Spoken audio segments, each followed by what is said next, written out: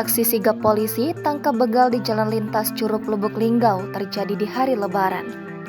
Viral video anggota polisi gagalkan pembegalan di jalan lintas Curug Linggau, Kabupaten Rejang Lebong, Provinsi Bengkulu pada Kamis 29 Juni. Dalam video yang diunggah oleh pemilik akun Instagram @curug_kito, terlihat anggota polisi berpakaian preman menggagalkan aksi pelaku begal. Kejadian tersebut terjadi di Desa Simpang Beliti, Kecamatan Binduriang, Rejang Lebong sekitar pukul 9.30 waktu Indonesia Barat.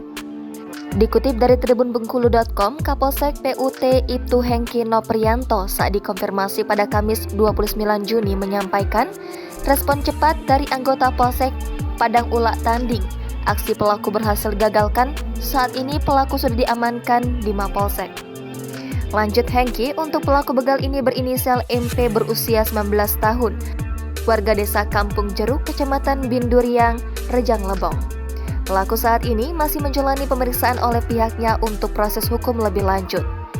Tak hanya mengamankan pelaku, polisi juga mengamankan satu unit sepeda motor Yamaha Vega.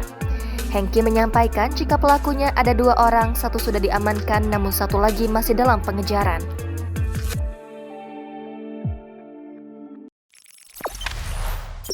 Jangan lupa subscribe, share, komen, dan like ya!